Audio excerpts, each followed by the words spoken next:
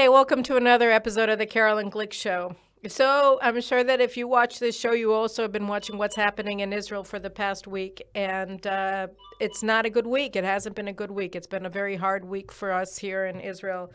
And, we're facing a situation where we're coming up short in what is supposed to be a decisive battle about judicial reform, which is really not just about judicial reform. It's about the restoration of democratic norms and representative democracy in Israel. You know, one of the very famous books that came out, one of the bestsellers that really crystallized the issue for the nationalist camp in Israel, came out a couple of years ago. It was written by my colleague, Erez Tadmor, and Erez wrote a book that was titled, "Why Do You Vote for the Right and Get the Left?" Because since Menachem Begin was first elected in 1977, and finally brought the right to power after 29 years of leftist reign under the Mapai Party, under the Labor Zionists, you got these right-wing governments that were really just putting on nationalist gloss on the same policies that we had been getting from the left. And as the left radicalized more and more, you got increasingly radical policies from right-wing governments. So it was a question on everybody's mind, and Erez's book kind of crystallized it. And what everybody who analyzes this question, and I've been writing about it for over 20 years, comes away with is that, over time, as we talked about last week in the show with Yoram Chazoni, you had two efforts by the left. One was policy. It was surrender to the Palestinians in order to try to embrace this concept that was put forward by the Europeans and the American left, that the reason that there wasn't peace in the Middle East is because Israel was too big, and if we yielded land in Judea and Samaria and Gaza to the PLO, that they would be appeased and we would have peace, and then the Europeans would love us and it would all be wonderful and we could join them in the European Union, or at least in that common sense. And on the other hand, the Supreme Court began acting as like an oracle, as a high priest, where they were not only adjudicating every dispute they wanted by abandoning standing requirements, they also started using extra legal defenses for their ruling, so that they would rule not based on law and their interpretation of standing of statute. They began systematically making rulings based on their completely subjective concept of what is reasonable or unreasonable, or proportionate or disproportionate. These are all obviously subjective concepts that they were using in order to assert dictatorial powers and act as an oligarchy that is unelected, self-appointed through our judicial selection process, and unaccountable to voters or to our representatives of the Knesset and the government.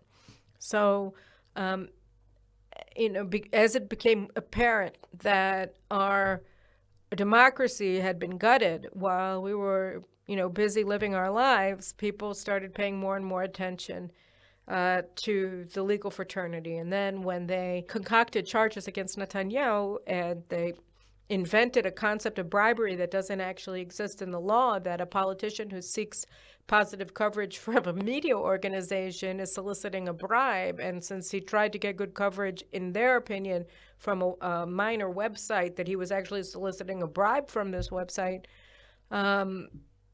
they insisted that he was soliciting a bribe. So this was insane. It didn't make sense, and in the event, it worked out that he never even tried to get good coverage from them. But be that as it may, he was railroaded by the state prosecutor. He was railroaded by the state prosecution, and we ended up in this situation. So the last election that happened after all of the charges that they put forward against Netanyahu had already fallen apart on the witness stand in the District Court of Jerusalem. The last election was about judicial reform. It was about restoring checks and balances to our out of control, unchecked, unbalanced judiciary and the Attorney General. And we went to the polls and we voted and we won. And then this mob appeared. It was funded by Yesh Atid billionaires who founded Yair Lapid's party, Yesh Atid.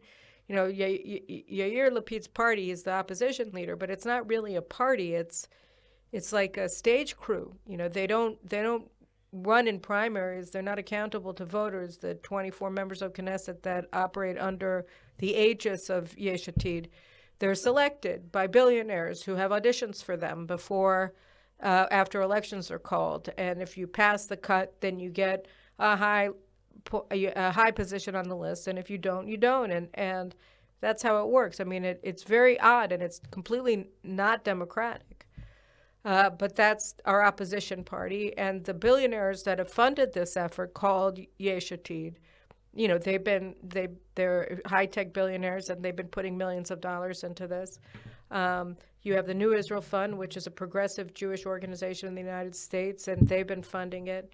You have the State Department, which, as Roni Sassover exposed for the first time on this show, is the State Department, which is funding the Movement of Quality Government. And the Movement for Quality Government is a lawfare organization, a domestic one, that uses the Supreme Court and its radical justices to actually carry out lawfare against the government. So it was, we talked a lot about the fact that the court made a ruling a month and a half ago blocking Aryeh Deri, the head of the Shas party, which is a coalition partner, from serving as a minister in the government. 400,000 people voted for Shas and expected that the head of their party would be in the government.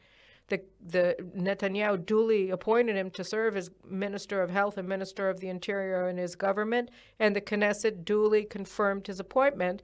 And then, based on no law whatsoever, the Supreme Court, acting in conjunction with the Movement of Quality Government, really instigated this entire riotous atmosphere in Israel by saying that it was unreasonable for him to serve as a minister in the government, and therefore compelled Netanyahu to fire him.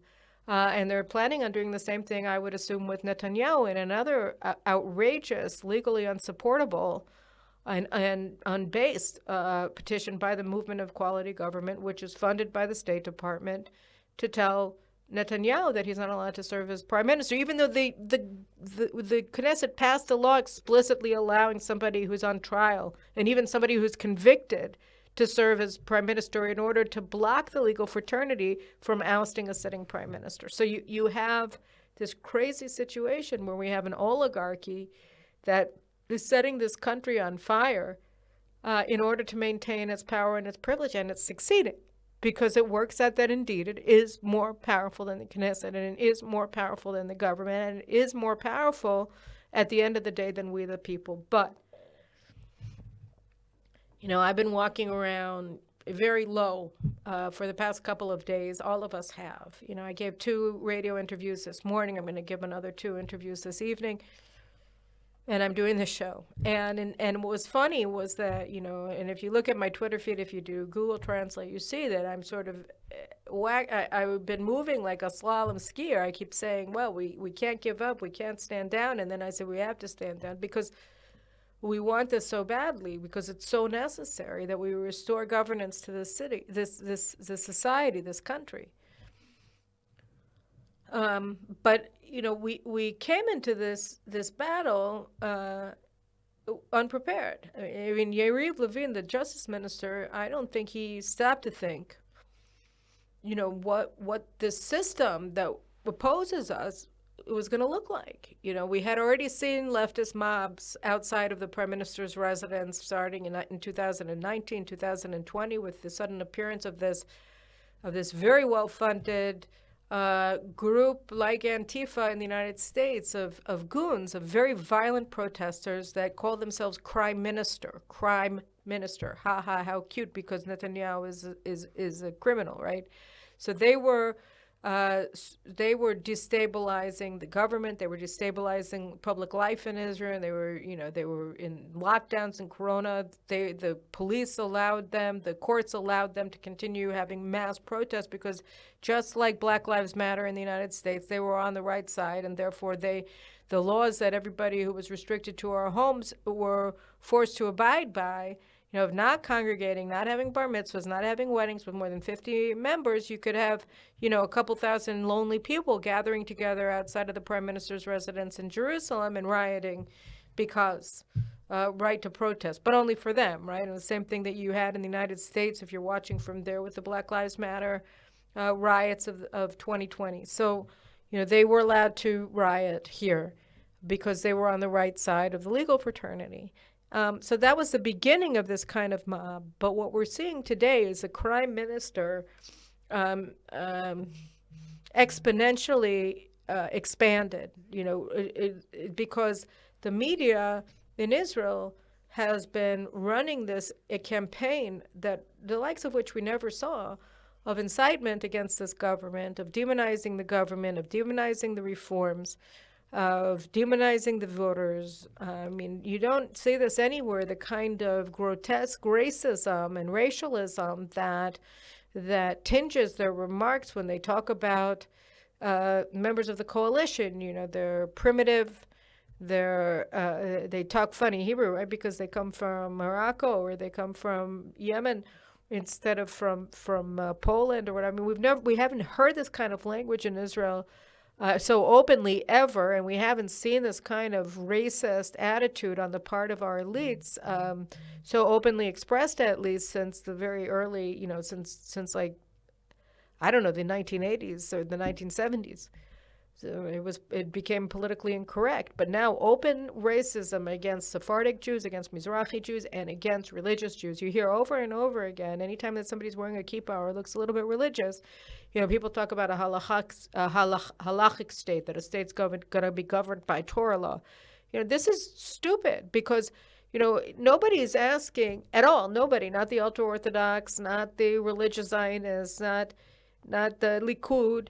Nobody in this coalition is calling for a state to replace Israel's legal code with the Torah law. But on the other hand, you have a lot of traditional religious Jews in this coalition and among their voters. And what's wrong with that? It's pure nonsense, but you can't have a conversation because the minute that you try to have a conversation, they say democracy means rule by halakha. That the majority wants halachic rule. This is pure and utter garbage. It's total nonsense. Nobody's made a proposal like that. But this is why incitement is so powerful, because they've been incited.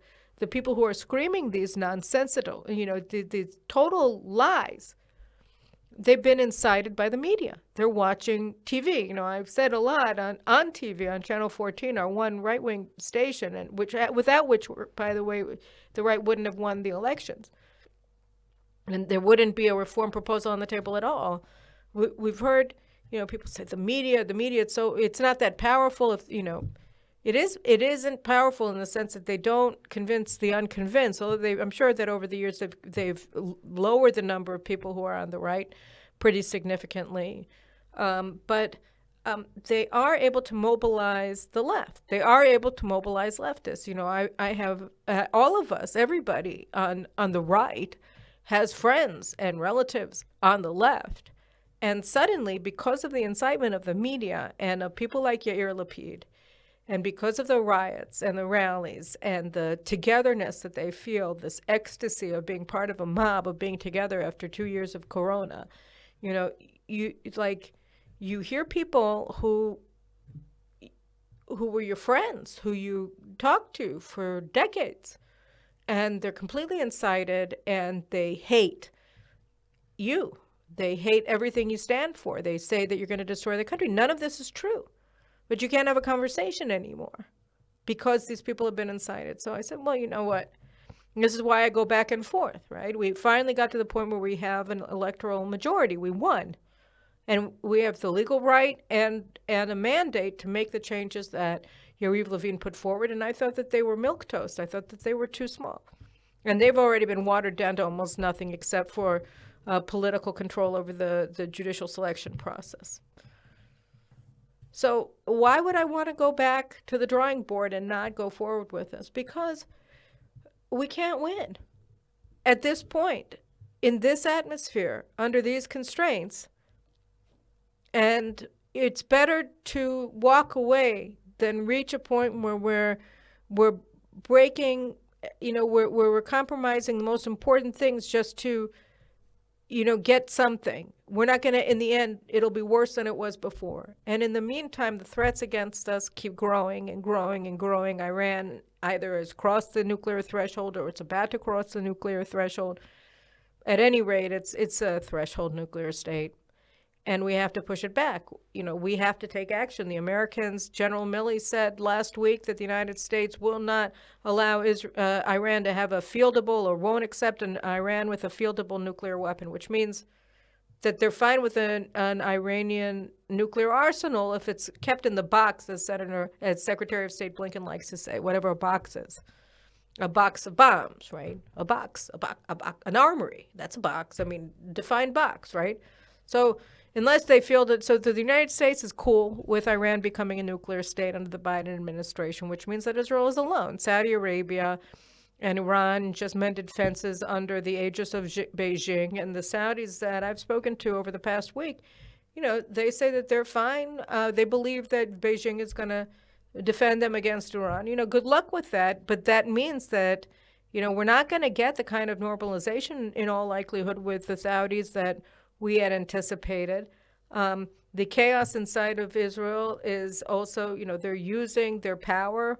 The leftists, this mob of leftists, they're also using their power to undermine our position internationally. You have the former Prime Minister, Ehud Olmert, who last week, literally on live television, did what I can only consider the treasonous act of calling for other countries to boycott the government of Israel.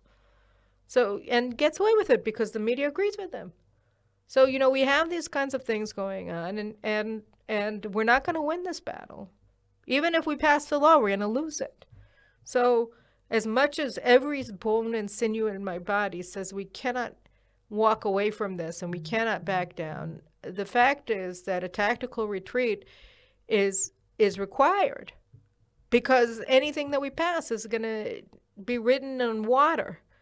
And we have things that we have to do. Netanyahu was elected 30 years ago. 30 years ago this week, we marked the 30th anniversary of his first election to lead the Likud after Shamir lost the 1992 elections, and then he was the opposition leader until 1993. So Rabin formed a government, and Netanyahu went from being a first-time legislator. He was elected for the first time in 1988 when he returned from the UN, where he was our ambassador.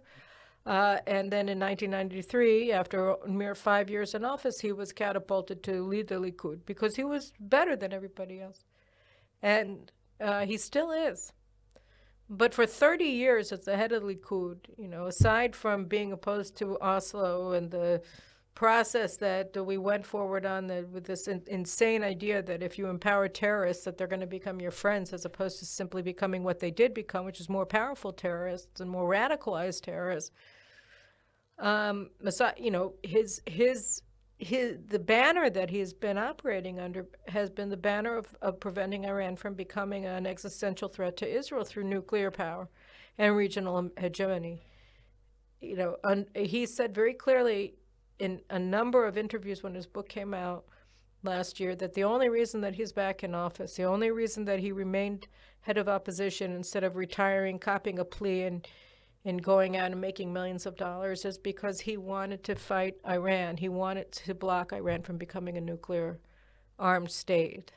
Now, when it's very clear that America is not on our side in this fight, now when it's clear that we can only have allies if we're willing to go it alone. And we need to walk away from this morass. We need to stabilize things in this government. We need to get the army back on track. The army is politicized. They're siding with the protesters against the government, which is why he had to fire Defense Minister, just parenthetically, Yoav Gallant this week on Sunday, because Yoav Gallant was siding with the army, which was siding with the mob against the government, and you cannot have a defense minister who's part of a mutiny against the government. You just can't. I mean, as Begin famously once said, the defense minister is supposed to be the government's representative to the army, not the army's representative to the government. And Gallant failed that test. He was disloyal and he had to go. So that's just the way it is. And we need to get a new defense minister in power who's going to be able to bring the general staff to heel and get organized and take care of business. And then, in the future, hopefully in this Knesset, we'll be able to revisit this, but from a position of strength. Because right now, it took 2 months of chaos and chaotic negotiations to form this coalition, and that was a failure. But you lost 2 months of momentum, and you gave 2 months to the other side to organize. And this is an opposition that, like the Democrats under Trump, are not a loyal opposition. They see themselves as a resistance movement, and they're not loyal to this government, and they're not loyal to the democratic norms. They're loyal to what they consider a higher power, which is a Supreme Court and the legal fraternity that protects the left's privilege and power even when they're out of office. And they're fomenting and perfectly willing to fight a civil war against this government to overthrow the people's will. And I'll just say one last thing because I don't want to go too long on this opening. But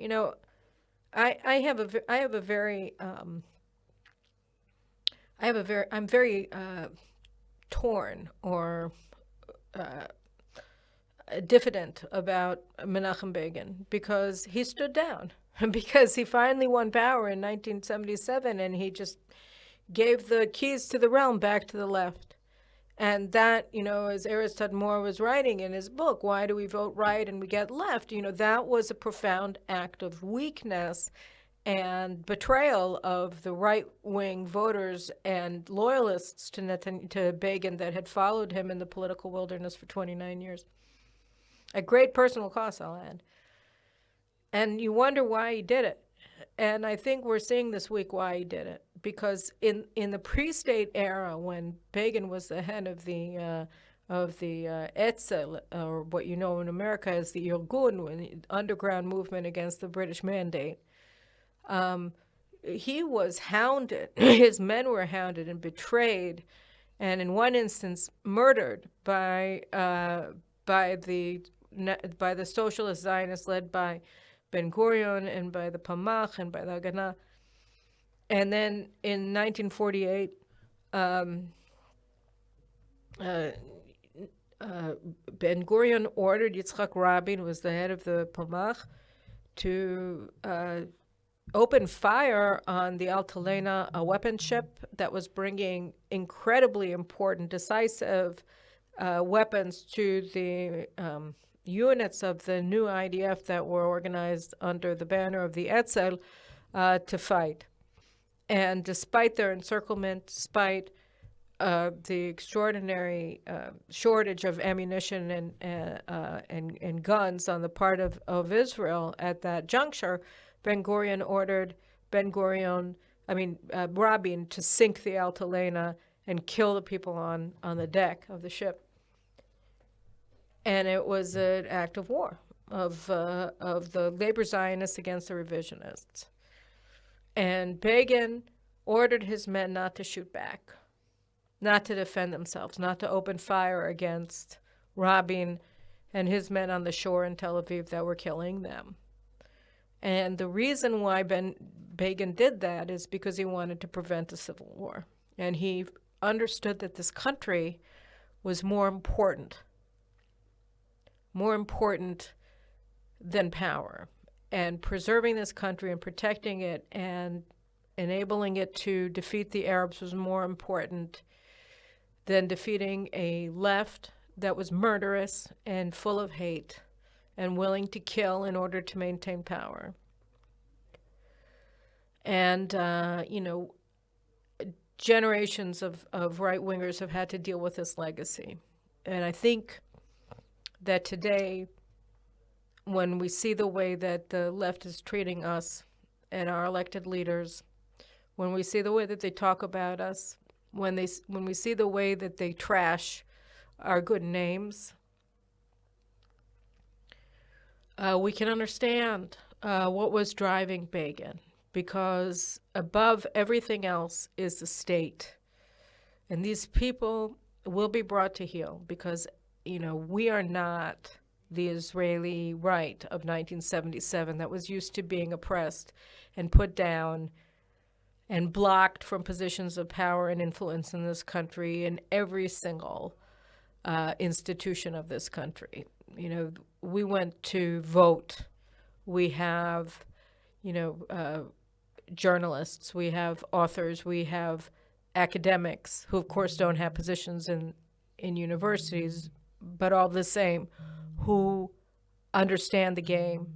And we're not willing to stand idly by and let it continue on. So this is why I believe that, as opposed to what Begin did in 1977, where he beat a strategic retreat, and he gave the left 2 more generations of unchallenged power over the institutions of this country, during which time they only became more radical.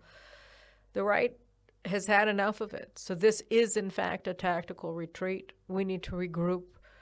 We need to be able to look at this blob, this system against us, and start taking it apart. In a radio interview this morning, I said it's like a clenched fist.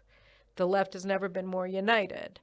And in order to be able to carry out the kind of reforms we need to restore our democracy, we need to be able to, one by one, open it up, pick up the fingers, and then take them and deal with them one by one, because you can't deal with a clenched fist, which, by the way, is a symbol of the mob violence that we're seeing in the streets of our country today. So I think, we've seen this, and what's been seen will not be unseen. What's been experienced will not be unexperienced.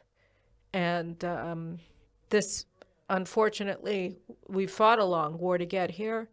We're going to have to fight for longer. Maybe we'll have to fight forever, but nothing is more precious than the state of Israel, and we won't give up, and we'll prevail. We'll prevail against Iran. We'll prevail against Hezbollah, and we'll even prevail against the elites that are trying to block us from restoring our democracy. The people's will, as they say, will be done. If not today, then tomorrow. With that, I think we can move to my conversation with Michel Gurfinkel, where we're going to talk about the situation in France and whether the people there are in a position or not in a position to have their will be done. Well, while all hell is breaking loose here in Israel, it works at an even greater hell. Veritable Dantes Inferno is breaking out in the streets of France. And, as we discussed last week with Dr. Yoram Chazoni, what we're seeing now, this revolt of the elites that we saw in the United States and Britain, and we're seeing now in Israel, is really something that Western democracies more generally are seeing. And I could think of, and I wanted to understand a little bit where, as everything is happening here in Israel, in the background, we hear all of this background noise about France, and that in France, as bad as it is here, it's even worse there. And so I wanted to get a sense of it so that, again, we can keep this, real. We can get a sense of proportion. So I asked my colleague, Michel Gurfinkel, to join me in the studio today. Michel is a very esteemed French journalist. He was, I should speak to you in the second person since you're right here. You were the editor of Velours Actuel. Am I pronouncing it correctly? A French weekly, a big conservative weekly paper in France, and you're the author of many, many books. And now in your retirement, you're contributing to a lot of different journals and newspapers, online, print. So first of all, thank you so much for joining me on the show this week. My pleasure and my honor. Oh, well. So first of all, can you tell me, what is this? People are burning Paris and Bordeaux because they're raising the retirement age from 62 to 64. Is that ostensibly what this is all about? Well, I think in many ways there is a comparison to be drawn between what you have in Israel and what you have. Well, let's draw it in a second, but first tell me, why are people rioting and burning down Paris They and are Bordeaux? rioting, they say that they are rioting against a new law that will change the way retirement plans are organized in France, and that will raise the age of retirement to 64 years instead of 62. That's the reason why people say they demonstrate. But very clearly, there is something behind that. And what is behind that is that one half of the French, if not more people, are very much concerned about the future of the welfare state in France, which is arguably the most comprehensive welfare state in the West. And also the fringes of the opposition movement, of course, are just interested into bringing more chaos to public life in France in order to be able to seize power. This is true for the far right and the far left. Okay, so before we get to the far right and the far left and the chaos, just so I understand, I mean, France has a 35-hour work week, right? 35, yes. And then I heard an interview with Ben Simone on the radio on my way into the studio, and he was being interviewed precisely about this topic, and he said that there are a lot of instigators, but if we just talk about the pension issue, that there are a lot of elites, journalists who were able to get full retirement benefits, not at 62, but at 60. And now they're going to have to work another 4 years. And then he gave other groups that have full retirement benefits at 50. I think train operators or something get to have full retirement at 50. And so you have all of these interest groups that actually the difference isn't for them 2 years, it's 4 years or even 14 years, that they're actually retiring at 50, which I think is amazing. But so that is it these special interest groups, some of them very elite, like journalists, are they the ones behind this whole thing? Are they, like in Israel, we have elites that are sort of forming the core of this high-tech pilots, etc. Is it the same concept in France, or is it different there? By and large, what you call the elite is supporting the present administration in France, the Macron administration. Okay. They vote for him and they support him. With maybe the exception of a kind of red elite, a gentrified class of people, especially in the media, especially in the academics. Are they like the woke in America? Yes, precisely. And they tend to support the very, very extreme new hard left led by Mr. Mélenchon. Well, he almost won the election for the parliament, didn't he? I mean, he did very, very well. He did well. He did not win the election, but he did well, indeed, which means that indeed there are lots of people in France who are seduced by that kind of rhetoric. I mean, there was some talk last year that he may actually form the government. He didn't. No, in the event, that was a very clever trick that he developed throughout the campaign. Okay, let's not get too much into the weeds. But so who are the people in the street who are rioting? Is it the yellow vest like it was last year? Or is it? It's much more comparable to the yellow vest, indeed. It's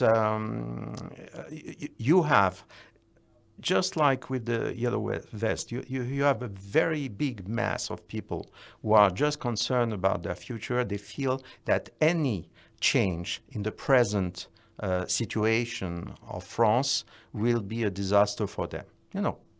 Rightly or not, but they're deeply convinced that nothing should change.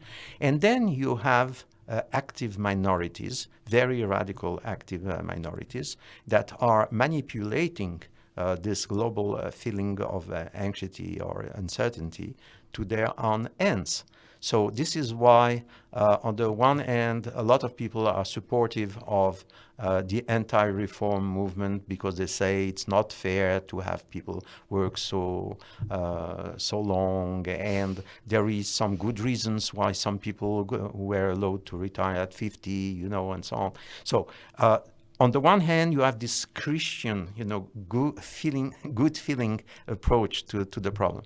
But on the other hand, you have people that are certainly trying to bring havoc to the whole country, that are, burning houses, burning the piles of refuse in the street, and you have the black box, this very mysterious,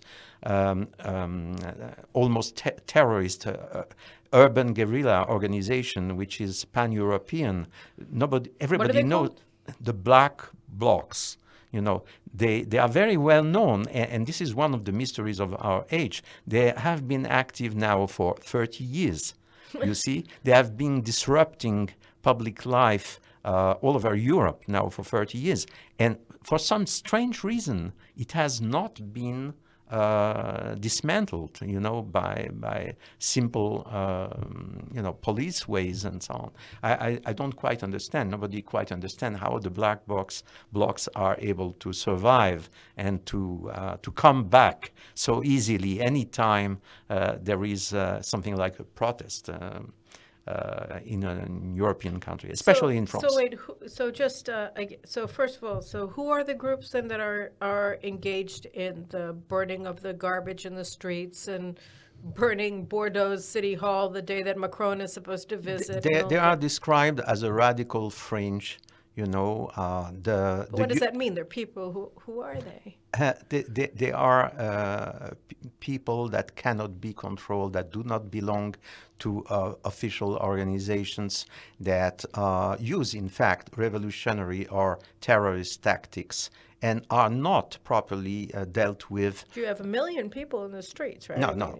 How many people are participating? The million people in the streets do not burn houses or engage into violence, in street violence. Who are they? What you have is a few hundreds or a few thousand people who are willing to make good use of the situation. So wait, you have 1 million people, I think, who showed up for the demonstrations at the beginning of this wave of demonstrations, which was when? In December, in January? Now we're in late March? It started by the end of January and so on.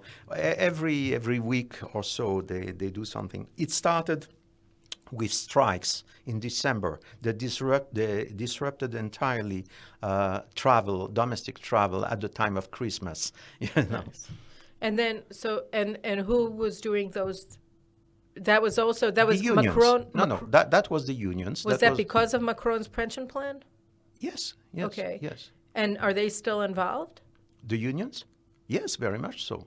Like the garbage collectors are on strike, yes, right? they belong to, they are on strike, absolutely. So are they on the left then? I mean, they're... No, they follow the unions. Once they see that all unions are going for the strike, they strike also. In Israel, the Histadrut declared a national strike on Monday, and all air traffic, all government hospitals went on limited schedules.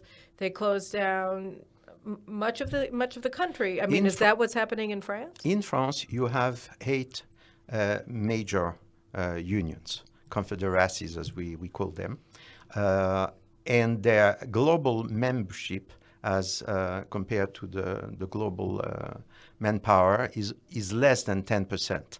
So it was a golden opportunity for them to reassert themselves. And somehow the government was happy that the unions should take care of the whole matter, unlike what happened with the Yellow Vest, which was completely uncontrolled.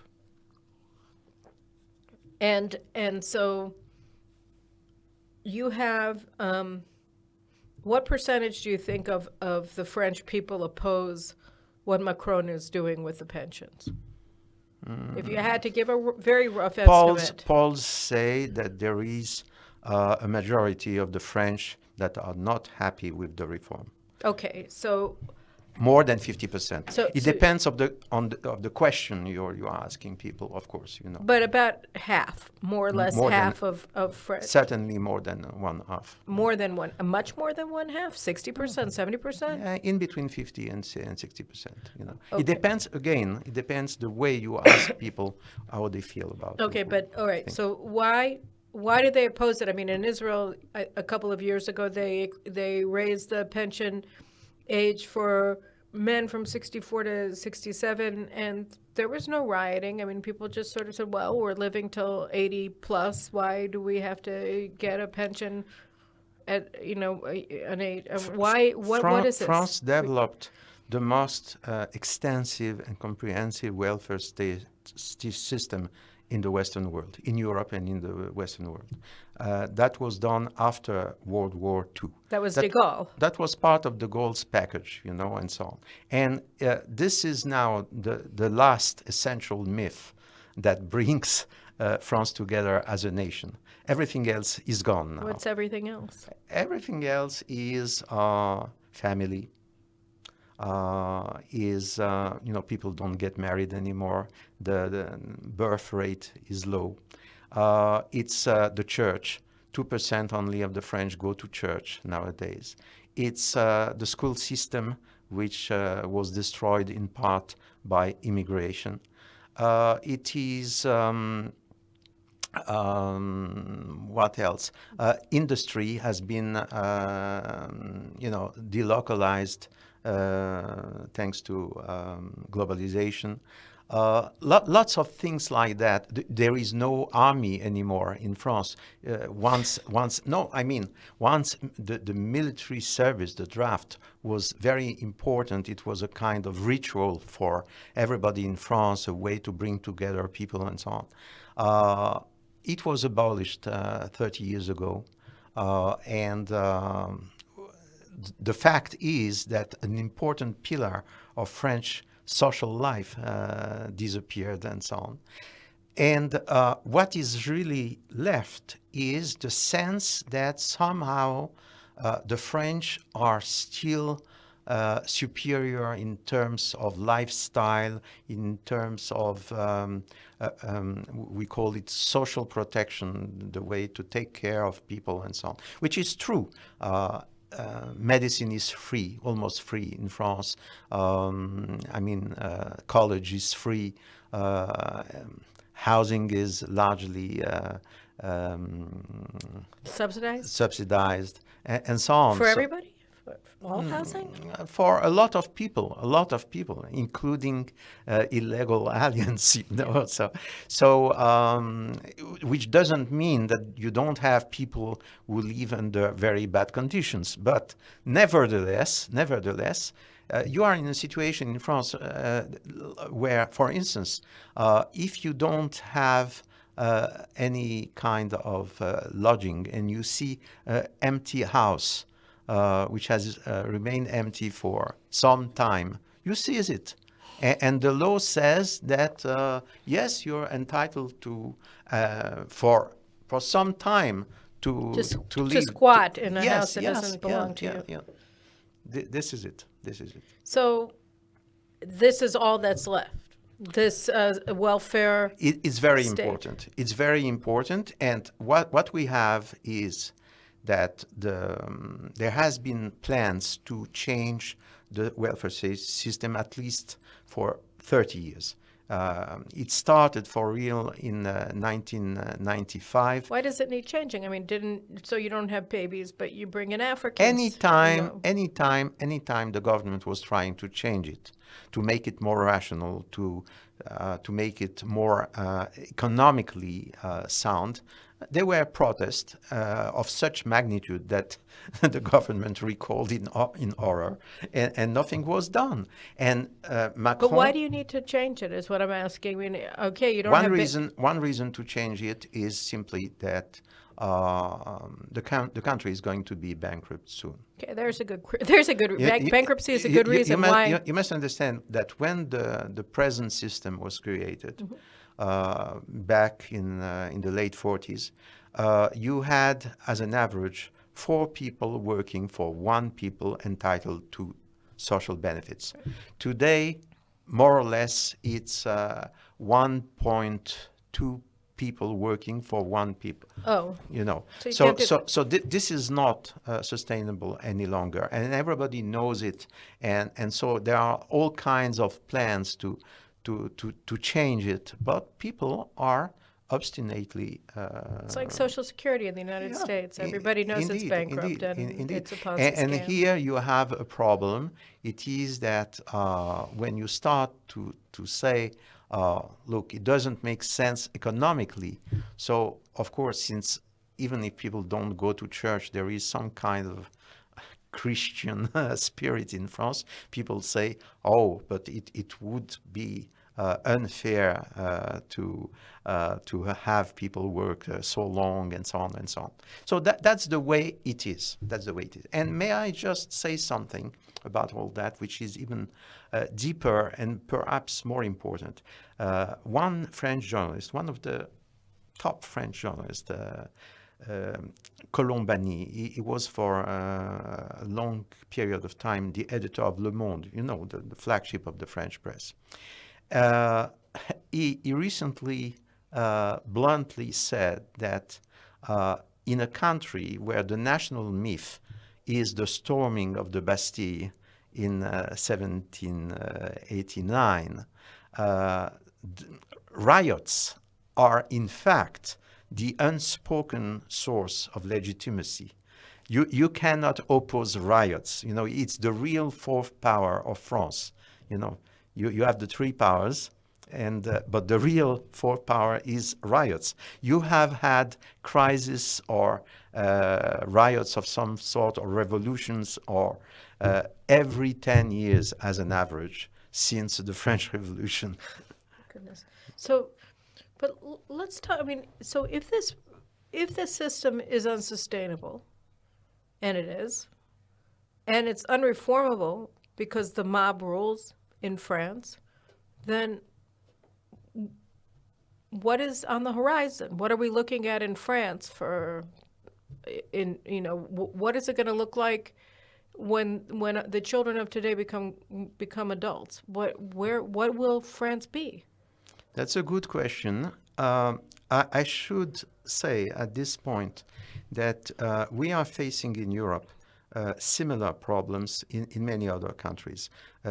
Just as we speak, you probably know that there is a global strike of airports in Germany as well. You probably know that. I don't know. I barely know what's happening in Israel. You know, there are strikes in Britain as well. You know, so there is a general situation of a sense of unraveling of the fabrics of society and government all over Europe, and probably to a point we have the same situation in North America as well. So this is one point. Now, there is one possible explanation for why is the situation in France getting out of hand. I believe that the French... Do you believe it's getting out of hand? Are these riots? I mean... it's very bad. Well, I mean, contrary to what the former editor of Le Monde said, I mean, is this just... Because it sounded to me like the way that you were characterizing his remarks, and forgive me if I mischaracterize them, but that this is something sort of normal. I mean, that this is just part of life in France, and there's nothing to be excited about. There's nothing. So is there something new here? You see, the normalcy, it might be normalcy, but it's a toxic normalcy. And after, it's like somebody who is a drug addict. But if it's been going on since 1789, then who cares? Some people take cocaine and they take it as normal until they die, So this is the problem of France. Maybe a lot of the problems that I mentioned to you earlier, like the disruption of family and church and so on, maybe it is connected with this deeper problem and so on. And maybe France as a nation is going to vanish in the in the coming decades. There still will be a country called France, but it will be very different from what people my age have known as being the country of It France. already is quite different. I mean, if you look at the French Certainly. World Cup team, they certainly didn't seem like there were a lot of Jean-Pierres on that team. I agree, but I mean, this is not really relevant. As soon as somebody in France speaks like a Frenchman and behave like a Frenchman, and in some ways, the French are very open. You know, they don't ask too much from outsiders in order to be co-opted into the group. So they don't care about the skin or the even the religion the of culture. people. But the issue is culture, and certainly the culture of France is under assault now for many decades, and in a large part, it's even not under assault, it's just collapsing from within. But one thing I believe which has accelerated the world process and probably is conducive to a lot of political difficulties is that the French don't know anymore where political legitimacy is located. What does that mean? That means that, let's say, 40 years ago, we knew that France was a sovereign country and that you voted, you elected a parliament, you elected a president, and they were in charge, and you were not happy, you would vote for somebody else. And you were assured that once elected, people would, to a point, try to do what they said they would do. Today, France is part of Europe. Mm-hmm. National sovereignty has totally been diluted into this strange thing called the European Union, which, as you probably know, is in fact administered by a non-elected body, right. You know, with extensive powers. So the moment you do... It's like the Israeli Supreme Court. In many ways. The moment you, for instance, you want to pass a law in France, you pass a law or you make a decision about some kind of policy. So it has to conform to what the European Union decides. It is subject to a judicial review of the European Court of Justice. There are two, in fact, courts, the Court of Justice and the Court of Human Rights. You know, it's interesting because, I mean, if I understand de Gaulle correctly, he and Adenauer got together and developed the concept of the European Economic Community and the Commission, and with this vision of a unified Europe, but it would be a unified Europe that was controlled by France and Germany. Yeah, I mean, that was the concept, was that they would dominate that transnational, and that's no longer the case. Is that what you're saying? That France doesn't actually dictate the outcome in Brussels? It's not a matter that it's not France that dominates. It's not Germany that dominates. In many ways, Germany is still much more powerful than France in Europe. It's simply the matter that people do not trust anymore their elected government. Well, the governments actually can't do anything. To be sovereign, you know, that's all. And this so it really is very similar to Israel. This is why Le Pen on the right and Mélenchon on the far left. Is he also opposed to? Yes. They are very popular for this reason, you know, because the people have a sense, you know, the logic of Brexit. You may have entertained any kind of opinion about the Brexit and was it finally good or bad for Britain and so on. But there was, let's say, there was a dynamic for leading towards Brexit. So you have, in a large way, the same thing in France, except that it was comparatively easy for the British to go into Brexit because they were not fully integrated into Europe the way France is, and especially they retained their own currency. no person in France with some assets is going to vote against Europe because he is afraid about how much money he will be left with, so as simple as that. So I believe there's this feeling that the normal working of not just democracy, but simply sovereignty doesn't exist anymore, is making people extremely aggressive, extremely concerned about any kind of change. All the changes that have been introduced to French life in the name of Europe has been disasters. Simply. Like what? Like, for instance, there were a lot of public services that worked very well in France. Electricity, the railways, lots of things. The post office, you see, worked very beautifully. Now, European guidelines, directives, had it that it had to be dismantled. So what the French are left now is with almost no post office anymore. Why did the post office of France have to be dismantled? I mean, what do you mean? You don't have mail in France? You have mail, but a lot of things that used to be part of the realm of the post office have been suppressed. You used to have, for instance, a popular bank that was catering to a lot of people, and you could find it at the post office. Today, the bank still exists and is a total disaster. But it doesn't work the easy way it was working in the past. When we are talking about post offices, places you could turn to for, you had to send some special mail and so on. You don't find them. In the district I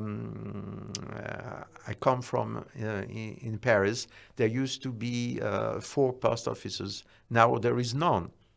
You have to go to the next district to find it, and so on. And this is because of the EU? Electricity is a very good instance. Electricity has been more or less privatized under European law. So people, of course, who believe in free market will say, very good thing.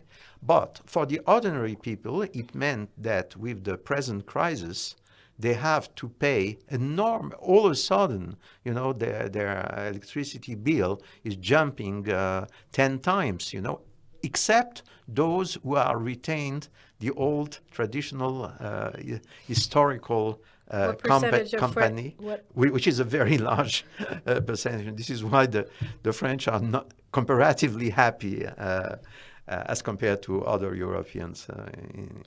That's. I mean, obviously the prices went up because of the natural gas pipeline from Russia that was sort of stopped because of the Ukraine war. Here we are coming to yes, you are right, but France, when France was ruled as a sovereign country, it managed to have the first and the most extensive and the most efficient nuclear industry in the world, not just in Europe, in the world.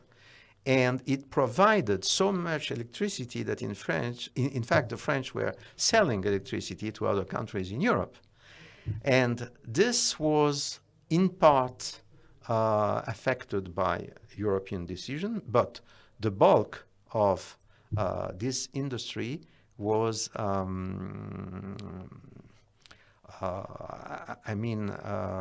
attacked by the ecologists, by the Green Party, by the woke movement. And now everybody is trying to come back to it. Not so easy.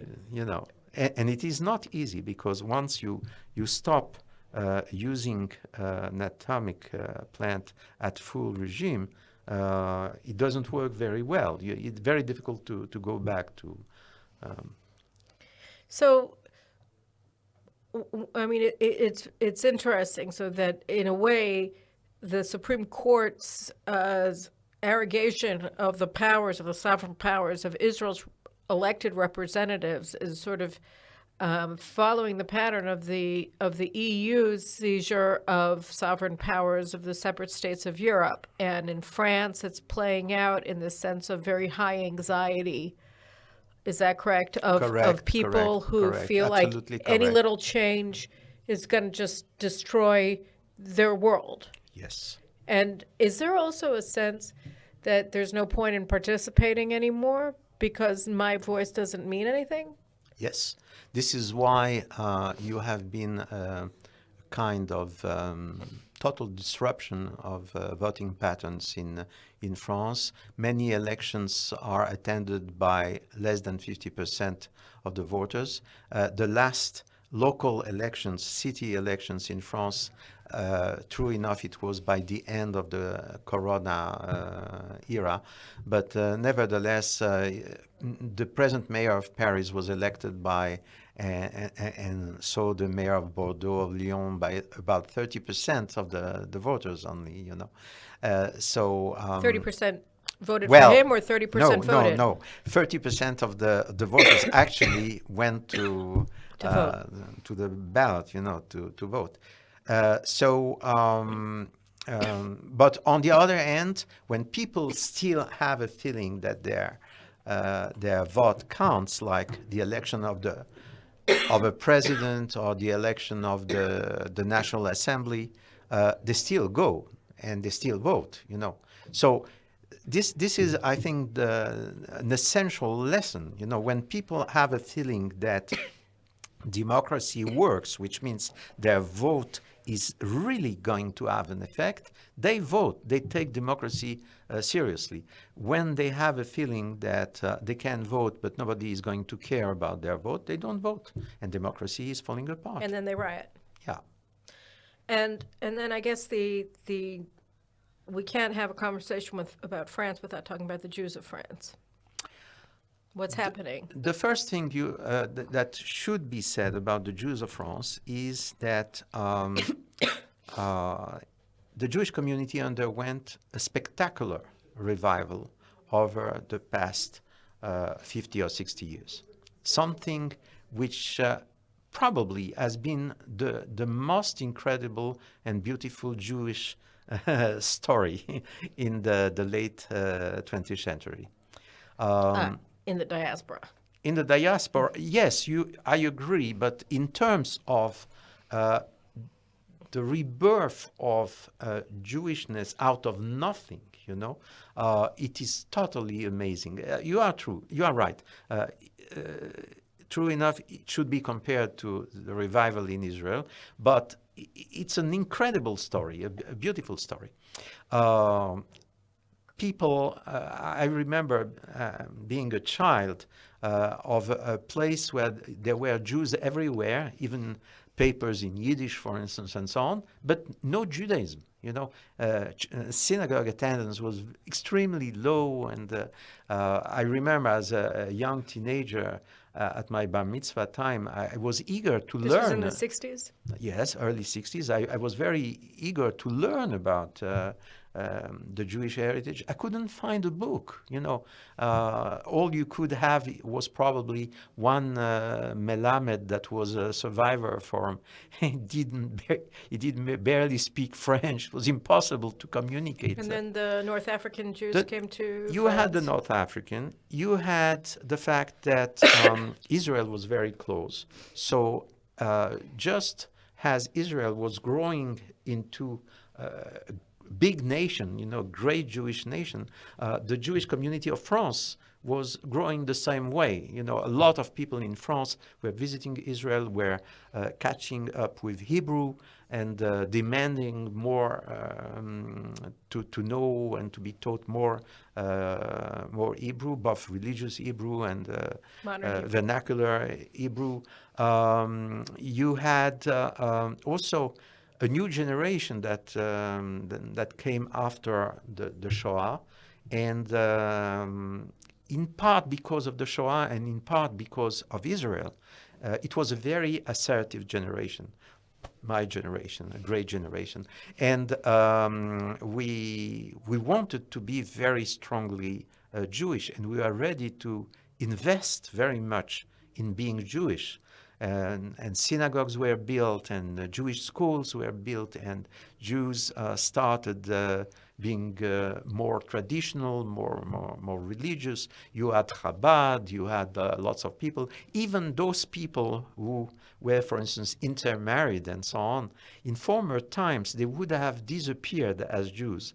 Now, with the new atmosphere that was growing up in France, they tended to turn to the reform or conservative in the religious sense of the word communities, So I know of one sociologist who currently is directing a big investigation on the Jews of France, and she came to the conclusion that for every declared Jew that you have in France, there is probably one or even two persons of Jewish descent with an eagerness to go back to Jewish roots. So that's on the one hand, and on the other hand, we have the picture of very high levels that are increasing of anti-Semitism, replete with very significant acts of violence against Jews. Absolutely. And also a very significant portion of the community that's just voting with their feet and leaving the country. You are right. So You're right. what happened? It was the Muslim immigration that caused the whole thing? Is it the loss of sovereignty? There is no doubt that the Muslim immigration disrupted a lot of things in France. Regarding the Jews, there was a mass injection of totally alien people, meaning by that even if many of them were really willing to integrate, an even larger part of them were not willing to integrate, and just seizing the opportunity to build a Muslim, Arab, or Turkish community or country within France, And this phenomenon, with such consequences like, for instance, Muslims, and especially Muslim girls or women, insisting for getting dressed in the Muslim way,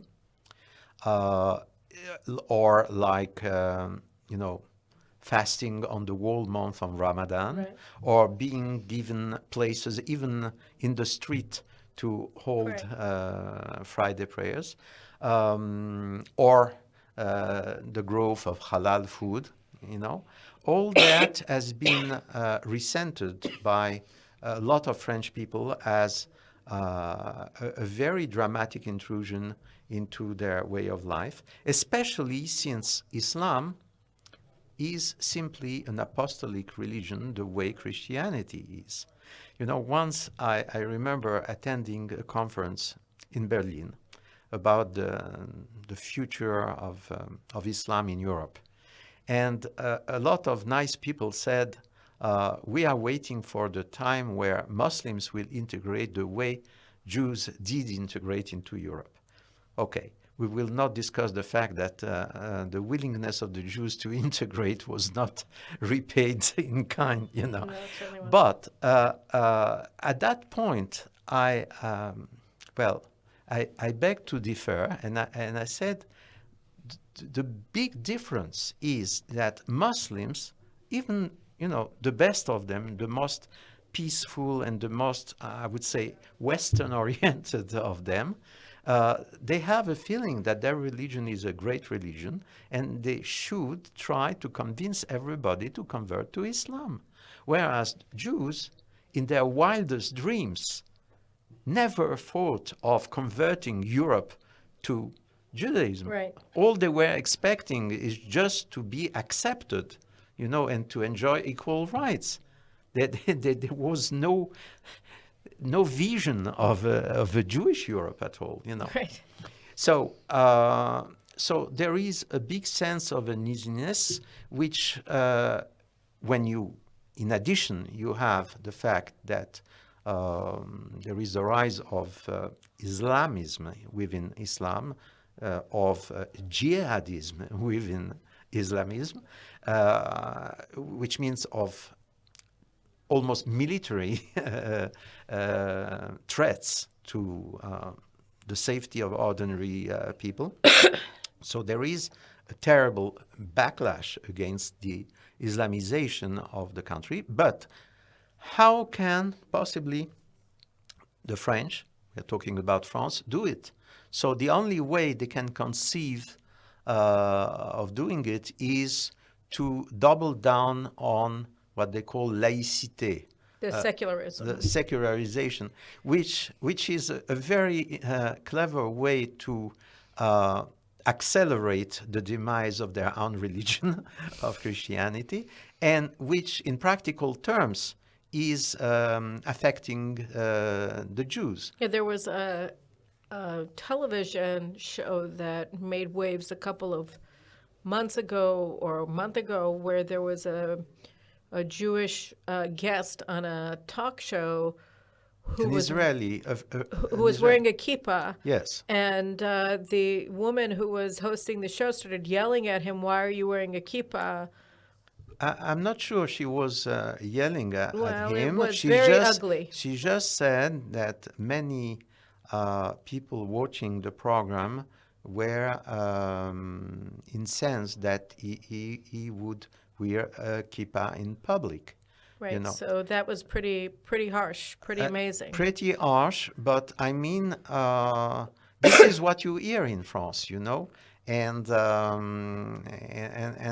many people in France, Jewish people, people from the Jewish community, even rabbis would say, okay, kippah is not an essential thing and you should not over-antagonize people and so on. But this is the French way. The French are concerned. They don't understand. They simply don't understand.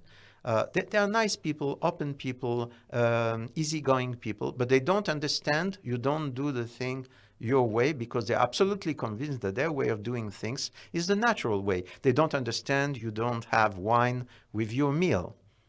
Too bad for the Muslims. They don't understand why you should not use electricity on Shabbat. Outlandish. Why? You know, it's nothing. You should, you know, this what people tell Jews, observant Jews. Why don't you get a special permit from your rabbi to do it? You know, and so on.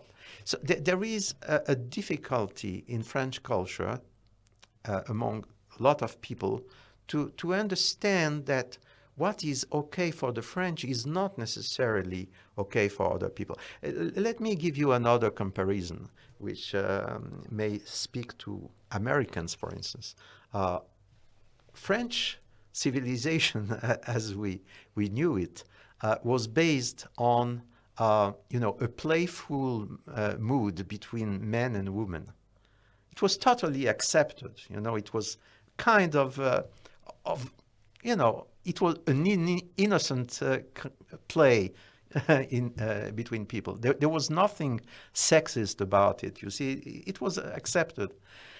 When sometimes a French, for instance, speaker goes to America to deliver any kind of speech or takes part in a conference and starts by complimenting some, for instance, the chair is a woman, compliment, which is totally normal in France, you know, is immediately looked upon almost as a rapist, you know, and so on. Yeah. So you have differences, and there are people who do not understand how the French live, but the French have a difficulty sometimes to understand, especially in matters of religion, how other people live. So let me just ask one last question about the Jews in this sort of situation where you have post-sovereign France that's kind of coming apart at the edges because people are just feeling like their country is slipping between their fingers. In this state of instability, how what sort of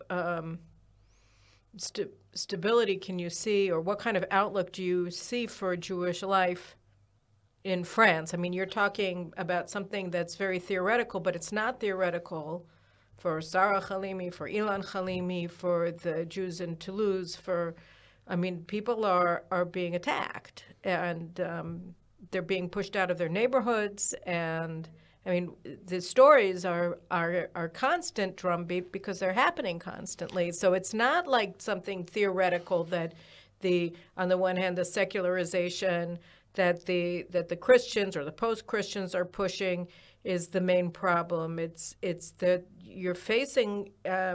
It would seem to me, as an outsider looking at it, that Jews are getting it from all directions in different ways, and there is a profound sense that's been expressed over the years of dislocation and of insecurity and of fear. And this is the reason why so many Jews from France are emigrating, many of them to Israel, some of them to North America, some of them to Australia, to a lot of places, or London. And I believe that even those who stay have a feeling that, in fact, there is no future in the country. If you ask the chief rabbi of France, he will adamantly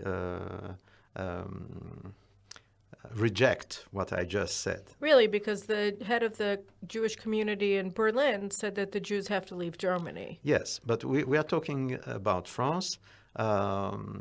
This is what, let's say, the official leadership of the community will say. On the other hand, I believe that, talking about Israel has not taken seriously the enormous potential for Israel as a nation and for the Jewish people of France. And very few efforts have been done to accelerate Jewish immigration from France to Israel. Things have a little bit improved since a private organization to help immigrants has been created, called Kalita, which is doing a remarkable job. But by and large, I'm afraid the political class, the